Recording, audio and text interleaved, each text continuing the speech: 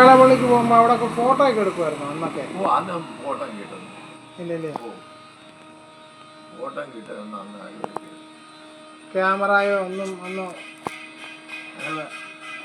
മാടോണ്ടൊക്കെ ഞങ്ങൾ പോകാമെങ്കിൽ ഞങ്ങൾക്ക് അവിടുത്തെ കമ്മിറ്റിക്കാരുടെ വീട്ടിലാണ് ചാപ്പാട്. ഞങ്ങൾ 10 പേരുണ്ടെങ്കിൽ അത് അവർ തന്നെ പറയും, ഓരോരുത്തരെ വിളിച്ചോണ്ട് പോയിട്ട് ചാപ്പാട് ചിപ്പടൊക്കെ അവരുടെ വീട്ടിലാണ്. അത് ഹോട്ടലിലേക്ക് മാടവണ്ണ പിന്നെ തിരുനക്കരയാ പോയിട്ടുള്ളത് അല്ലേ?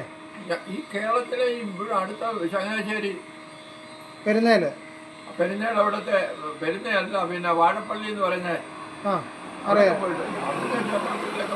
തിരുവല്ലയിലെ നെല്ലിയമ്പലത്തിൽ പോയിട്ടുണ്ട്. വേലകളി എവിടൊക്കെ ഉണ്ടോ അവിടെ മുഴുവനും വേലകളി ആചാൻ ഞങ്ങളെ കൊണ്ടുപോയിട്ടുള്ള. അന്നത്തെ കാലത്ത് ഒരുമാറ്റപ്പെട്ട അമ്പലത്തിൽ മുഴുവൻ ആറന്മുള ഉത്സവത്തിന് മെയിനാ. അന്ന് ഇതുപോലെ വേലകളിക്ക് ആളില്ലേ. അന്ന് ഇവിടെ കോട്ടയിലെങ്ങാണ്ട് ഒരു പാർട്ടിയുണ്ട്, വേലകളി സെറ്റ് അന്നുണ്ട് കോട്ടയിൽ. അല്ലാതെ നമ്മുടെ ഭാഗത്തൊന്നും വേലകളി അന്ന് മെയിനായിട്ടൊക്കെ നിൽക്കുന്നത് ഇവിടെ ആയിരുന്നു. ഞങ്ങൾക്ക് പൈസയൊക്കെ വളരെ കുറവാണ് തരുന്നത്. കാപ്പിയും കീപ്പിയൊക്കെ മാറ്റി തരുമ്പോൾ വാങ്ങുന്നതായിരുന്നു. അല്ല ഞങ്ങൾക്ക് പൈസ ഒന്നും വളരെ കുറവാണ് പൈസയും കിട്ടുന്നത്.